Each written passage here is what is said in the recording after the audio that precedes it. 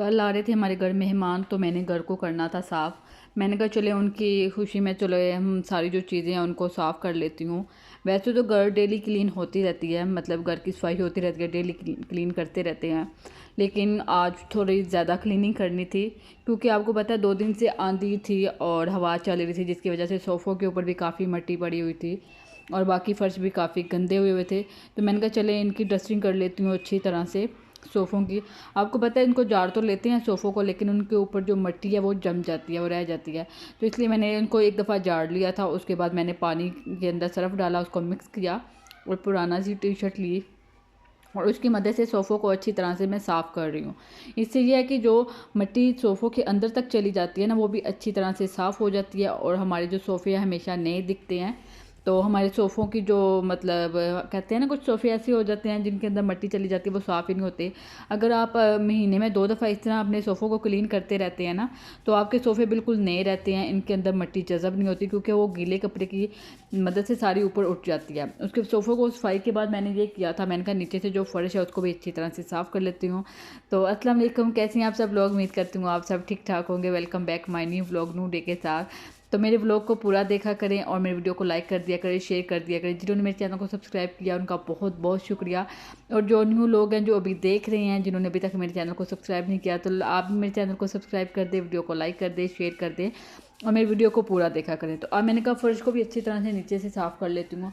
आपको पता है डेली सफाई तो होती रहती है, लेकिन कुछ कोने ऐसे होते हैं जो आँखों से ओझल हो जाते हैं जिनकी सफाई बहुत ज़रूरी होती है।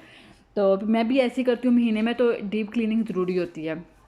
डीप क्लीनिंग इस तरह होती है कि महीने में हम एक एक मतलब चीज़ की ना, मतलब जैसे आज ड्राइंग रूम की बारी थी, तो मेहमानों ने भी आना था, तो मैंने कहा चलें ड्राइंग रूम को साफ़ तो करना था मैंने 1-2 दिन में, तो वही आज कर लेती हूँ, फिर कल मेहमानों के लिए ईजी हो जाएगा इधर बैठना, क्योंकि एकदम कमरा बिल्कुल नीट एंड क्लीन हो जाएगा।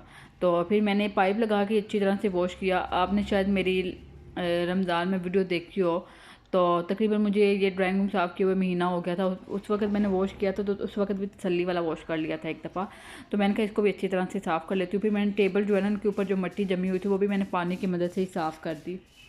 ऊपर पानी नहीं डाला था, क्योंकि ऊपर उसके हिस्से पे पानी डालने से जो है ना वो टेबल ख़राब हो जाते हैं, लेकिन नीचे जो लकड़ी सोलर जहाँ पे लकड़ी लगी होती है ना, वहाँ से आसानी से आप वॉश कर सकते हैं, उससे कोई मसला नहीं है। लेकिन हर रोज़ वॉश नहीं करना, महीने में एक दफ़ा जब डीप क्लीनिंग करनी होती है आपने तब। क्योंकि आपको पता है कमरों की सफाई या ड्राइंग रूम की सफाई या किचन की ऐसी सफाई है जो डीप क्लीनिंग महीने बाद करनी पड़ती है। ये तो हम कह नहीं सकते कि हम मतलब नहीं 6 महीने में एक दफ़ा कर लेंगे, नहीं, ऐसे करने से ये होता है फिर आपका घर बहुत ज़्यादा गंदा हो जाता है। तो मैं तो महीने में एक दिन ऐसा लाजमी रखती हूँ जिसमें मैंने अपने मतलब कमरों अपने घर की डीप क्लीनिंग करनी होती है। अब किचन की सफाई भी साथ साथ जो है वो होती रहती है डेली। किचन का मुझे ज़्यादातर ये होता है कि उसकी डीप क्लीनिंग जो है ना डेली की डेली होती रहती है, तो उसकी डीप क्लीनिंग का इतना मुझे इशू ना बने, तो वो भी मैं सफाई करती रहती हूँ। उसका ये होता है कि इसकी जो विंडो है ना, उसको एक दफ़ा डीप क्लीन करना पड़ता है ना, महीने में 2 दफ़ा बल्कि करना पड़ता है, वरना उसके ऊपर जो चिकनाई जम जाती है वो उतरती नहीं है, तो गर्म पानी से वो साफ़ करनी होती है। कल मौसम ठीक था तो मैंने कल ये किया, लगे हाथों उसको, रात को मैंने उसको भी साफ़ कर दिया था और दिन को आज मैंने कहा चले इसकी जो सफाई है वो कर लेती हूँ।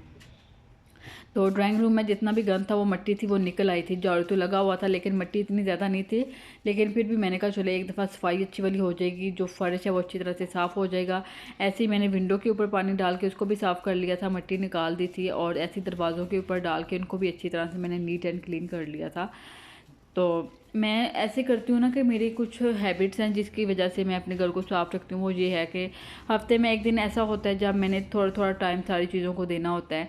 और कभी कभार ऐसा होता है ना कोई ऐसी चीज़ आंखों के सामने आ जाती है, जो खुद सफाई करने वाले हैं ना उसको पता होता है ये वाली चीज़ रह गई थी, इसकी सफाई नहीं की, तो नेक्स्ट टाइम वो हमें याद रहती है कि नहीं उसकी सफाई करनी है। और कभी कभार तो ऐसे होता है कि मैंने एक दफ़ा देख लिया ना कि ये सफाई होने वाली है, वो कल पे मैं छोड़ती नहीं हूँ। जब मुझे पता होता है ना कि कल मेरे लिए इस चीज़ के लिए टाइम निकालना मुश्किल हो जाएगा, तो उसको फिर मैं उसी दिन कर लेती हूँ जिस दिन मुझे वो नज़र आता है। या सम टाइम ऐसे होता है मेरे साथ ना कि जिस दिन मुझे मतलब खाना वगैरह बनाना हो, बाहर से मंगवाना हो, उस दिन मैं डीप क्लीनिंग या इस तरह की चीज़ें कर लेती हूँ, तो बहुत इजी हो जाता है। घर भी मैनेज हो जाता है, साथ साथ साथ साथ आपकी सफाई भी हो जाती है और बाकी चीज़ें भी आप आसानी से कर लेते हैं।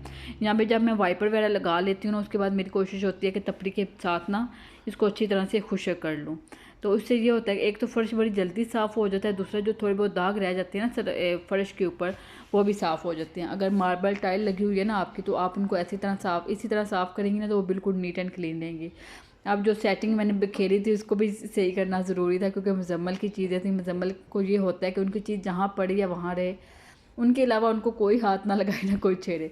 जहाँ मैंने प्रिंटर साइड पे रखा हुआ था, फिर मैंने कहा इसको भी इसकी अपनी जगह पे रख दूँगी, फिर मुजम्मल कहेंगे ये इधर ही छोड़ दिया था आपने। तो बस उसको भी मैंने उठा के उसकी जगह पे रखा, और जूता मैंने उतार दिया था। मैंने कहा आप जूते के साथ आगे पीछे चलूँगी ना तो निशान पड़ जाएंगे। तो बस फिर तपड़ी की मदद से उसको अच्छी तरह से खुश्क कर लूँगी, क्योंकि पंखा चल रहा होता है ना, फिर जल्दी खुश्क हो जाता है। जहाँ आपको मतलब 15-20 मिनट लगते हैं, वहाँ 3 से 4 मिनट लगते हैं, और आपका जो मतलब फ़र्श है ना वो खुश्क हो जाता है। आप देखें जो मेरा ड्राइंग रूम था बिल्कुल साफ़ हो गया, क्लीन हो गया। आप मुझे कोई टिप्स देना चाहें तो दे सकते हैं, मैसेज पे बता सकते हैं कि आप इन टिप्स को फॉलो करें। तो और मुझे बताइएगा, मैंने अपने ड्राइंग रूम को डेकोरेट करना है, तो उसके लिए मुझे कोई टिप्स चाहिए तो मुझे बताइएगा मैं इसको कैसे डेकोरेट करूं। उम्मीद है कि आज का व्लॉग आपको बहुत अच्छा लगा होगा। अपना बहुत सारा ख्याल रखिएगा। नेक्स्ट व्लॉग में मुलाकात होगी। अल्लाह हाफिज़।